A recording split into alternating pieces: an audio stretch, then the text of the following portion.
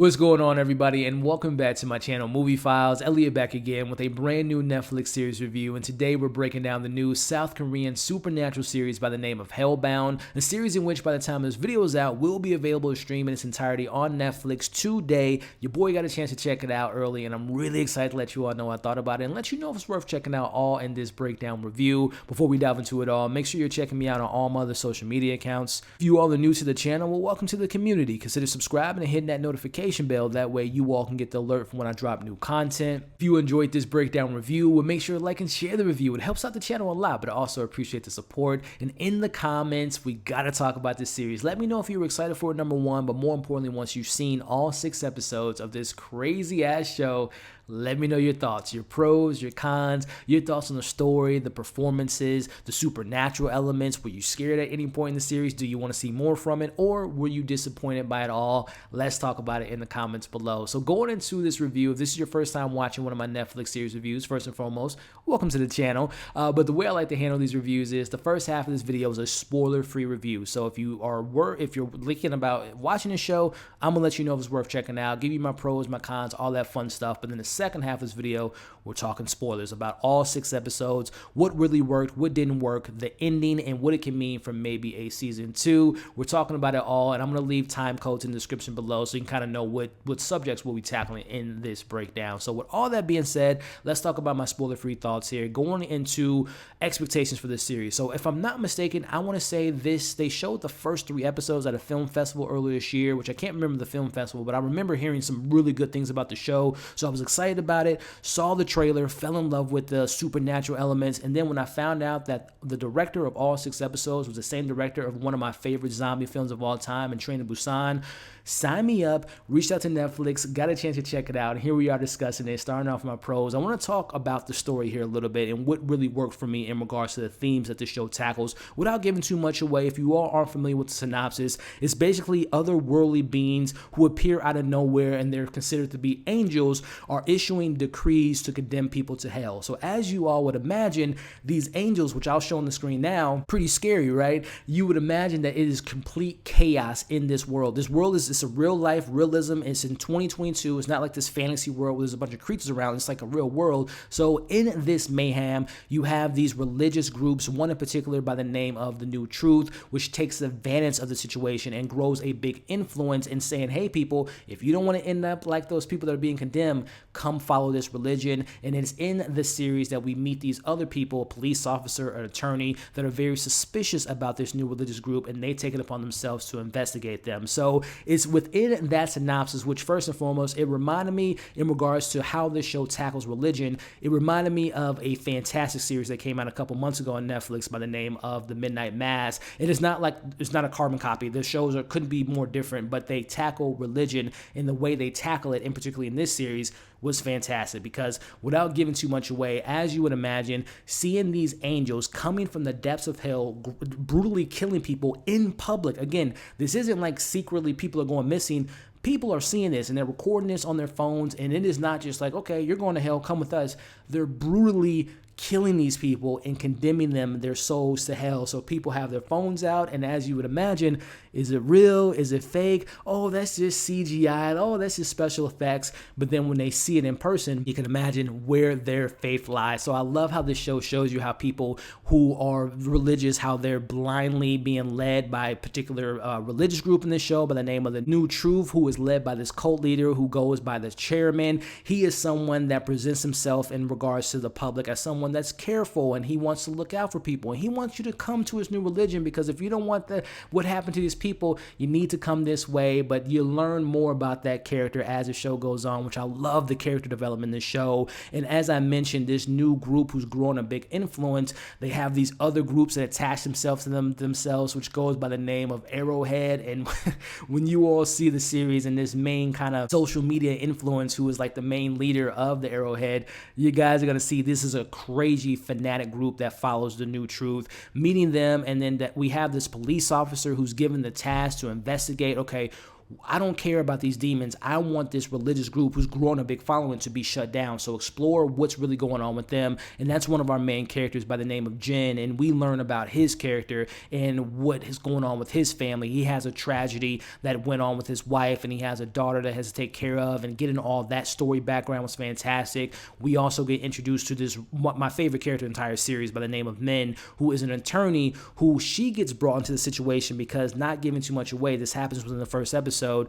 There is, in this condemning by these angels, they tell the people when they're going to die. So there's a mother of two who gets told she's going to die, and she is given an offer by the religious group that I told you all about by the name of the New Truth. They're going to offer her money to publicize, to live stream her death. That way everyone in the world can know this is a real thing. So I love the Min character, how she gets thrown into the story and how her story kind of unfolds throughout the 6 episodes. So from a narrative perspective, I was locked in from episode 1 to 6. From a character development, from Min to Jin, the chairman, to the other characters we meet in the second half of the show, from the producer to, other characters that I want to give too much away here. I just really enjoyed the character development. At the same time, I mentioned this is a supernatural show. Listen, the supernatural elements were all working for me. It's such a mystery in regards to, okay, the show presents it as the people that are getting condemned are sinners. They're criminals. They've stolen, they've killed. But as you learn as the show progresses,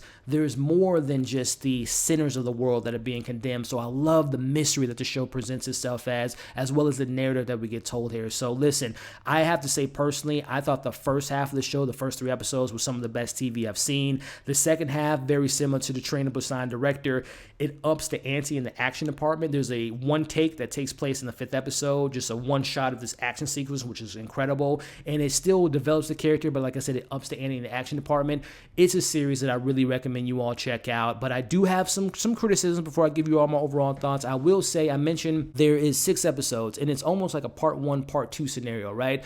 Part 1, we focus on the cop who has to investigate the New Truth, the lawyer who's helping this young lady kind of get her situation sorted out with this religious group, and then we obviously have the cult leader that we follow.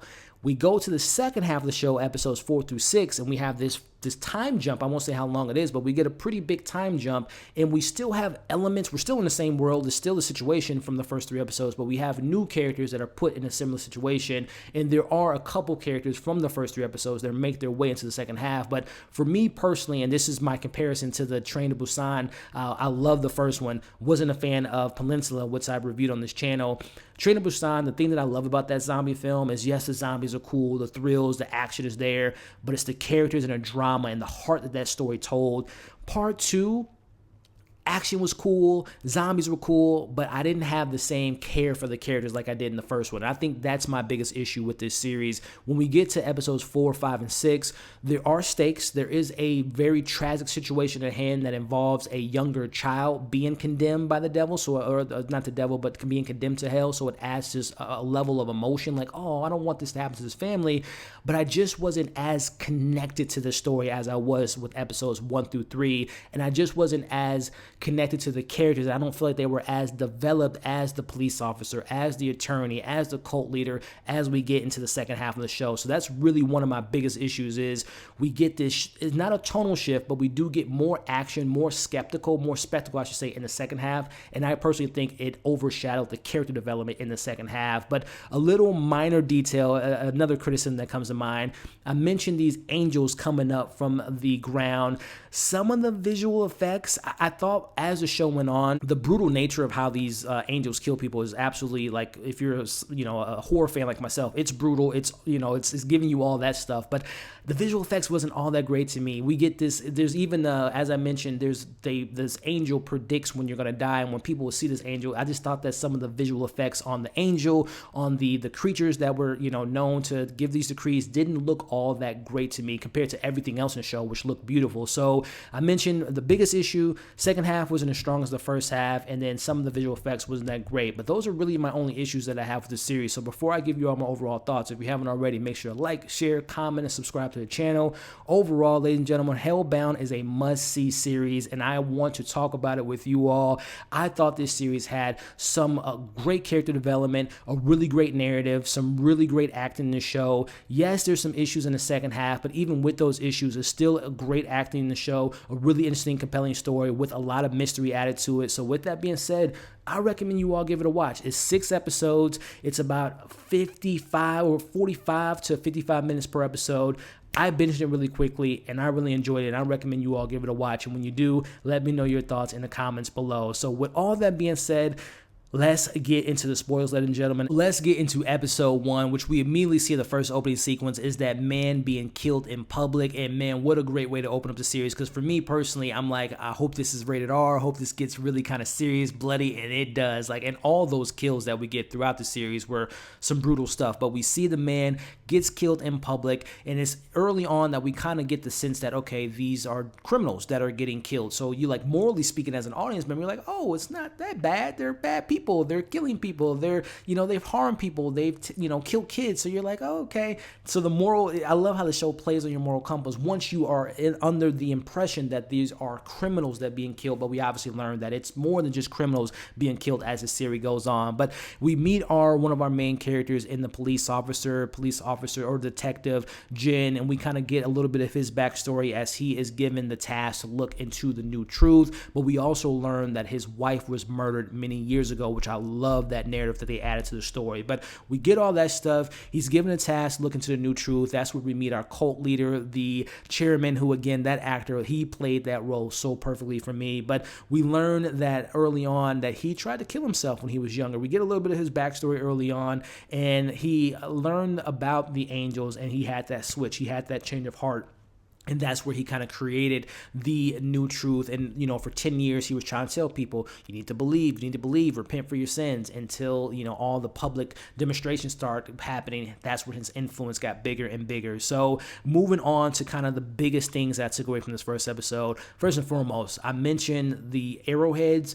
The show wasn't meant to be funny, but man, whenever that main, I think his name was Lee, whenever he was on camera doing his whole social media, getting people hyped, getting people, distracted, I thought that stuff was fantastic. And it really does speak to society, because there's so many people, influencers out there, that people listen to them, they take their orders. And I don't even want to go to the political stuff about how people follow people blindly, but I love how they show how the arrowhead were the more believers that took it on their own accord to hurt people, to beat up the non-believers. So I love that element that the story kind of brings in. But it's in that first episode that just hooked me to watch the rest of the series. And I love this element.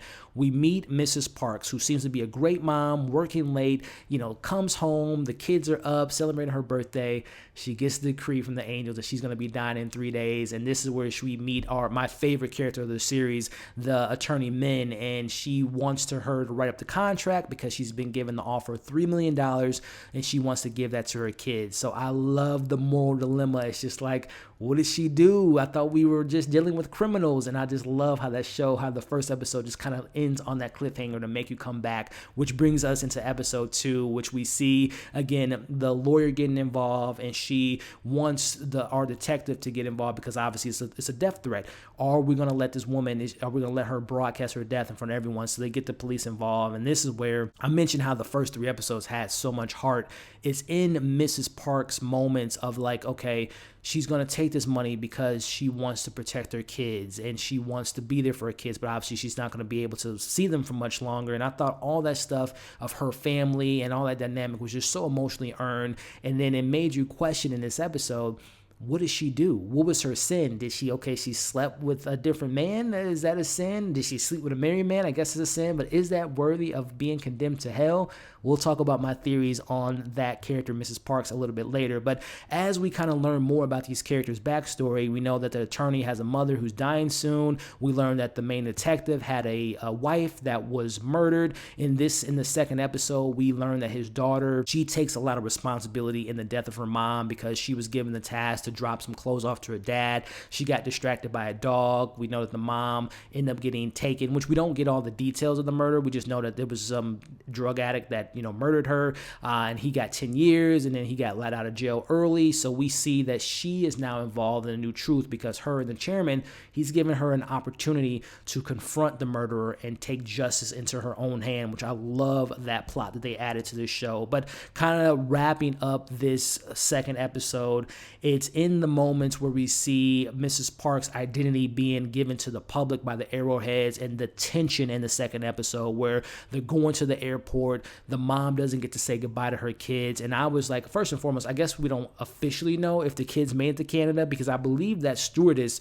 was a believer of the new faith. In the second or the third episode, we see that she was outside the tent. So I don't know if she played off that she wasn't a believer until, later on in the season. But I don't know if those kids made it to Canada. Hopefully we'll get a season 2 and see what happens to them. But again, just emotionally speaking, her saying goodbye to her kids, wanting their safety to be there, and just the tension of them getting to the airport, the cop trying to find out what happened to his daughter, all that stuff was just this. I have to say, I think the second episode is my favorite episode of the entire series. And there's some really good stuff in the next episode, but I think episode 2 just really had me on the edge of my seat. But meanwhile, we see that the chairman has Jin's daughter. They find the guy that killed his mom or her mom, and they burn him alive, putting justice in her own hands.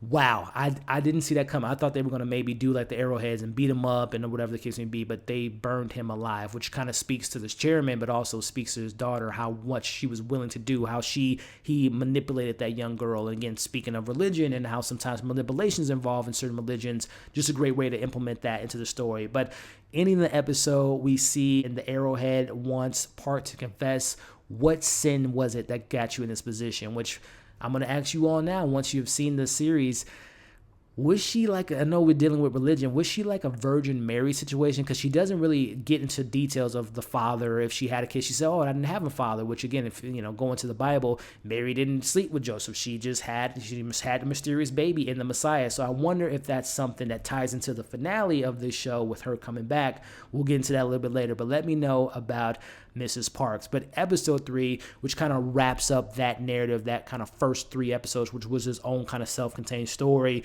we see immediately the angels kill Mrs. Parks, which again, the kills were just so brutal in this episode. But the most important thing, everyone saw it. Main VIPs had that front seats, the cameras were there, everyone's bowing down except for my favorite character, Min, and her associate. But when everyone saw that, I'm like, this is a new world. This is what the chairman wanted, and we're in a new era once all that shakes out. But we see the chairman, he gets interviewed, he gets upset, he spits all his verses and all that stuff, and he mentions that crime rates have been down and all that different stuff there. But we can just see there's something going on with him. There's some more truth that he has, and this is where we kind of learned that 20 years ago, as our attorney finds out, because she's given this book by that minister that we meet, or the pastor who becomes the second chairman, that he's interviewed 20 years ago, and he was given a decree that he's going to be dying pretty soon. So I'm like, oh snap, this really kind of complicates things, because his believers aren't going to be believing in him anymore, because they're under the assumption that it's only criminals that are being killed. So I love that twist that the show kind of brings in there. But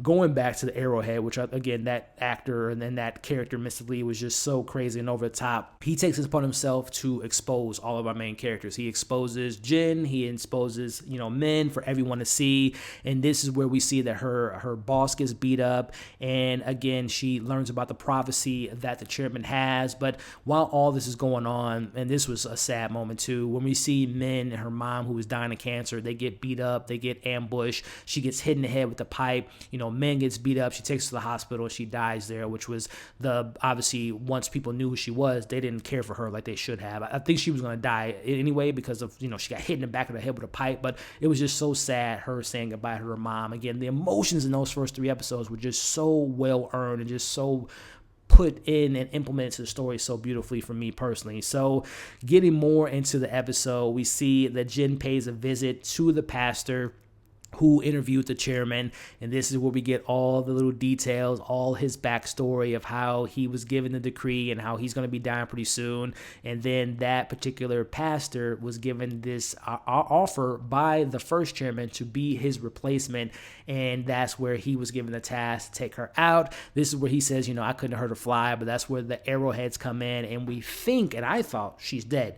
But they weren't as violent as they are later on in the second half of the show. So we learn later on that she's still alive. But I'm thinking, oh man, my favorite character is dead.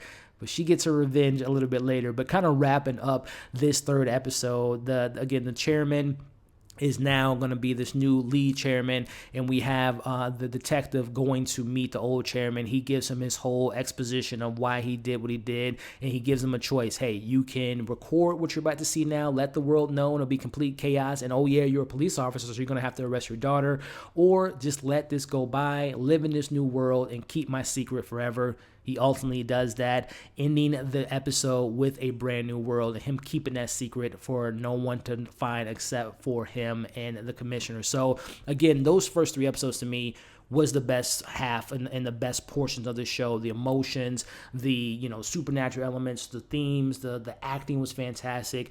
And again, dive into episodes 4, 5, and 6. It wasn't that any of that stuff was missing. I just felt like it was the development of the characters and the lack of investment in the characters for me that didn't work for me personally. But going into episode 4, we fast forward 4 years later, and we're now in this new world. And, it's in a matter of this new world that they have an app now. They're public to everyone, and they're the new religion. They have so many followers in this new world.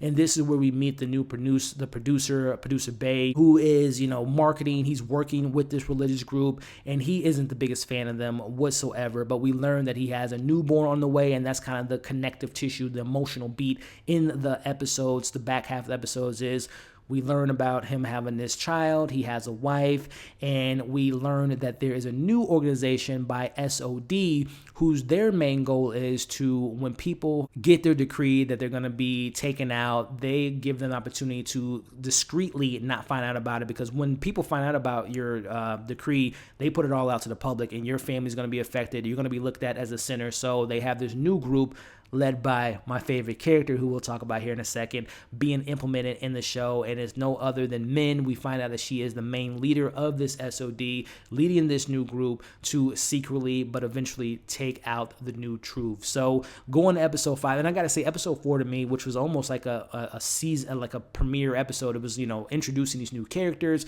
showing us 4 years later. Like I said, it's like a sequel to part 1. It's probably my least favorite episode, but I like how they brought my favorite character back. But I will say things picked up in episode 5, and I mentioned how the action kind of picks up too in the second half of the show. We see that the main thing that Min wants to do, she wants the demonstration of the producer that we meet in episode 4. She wants her newborn.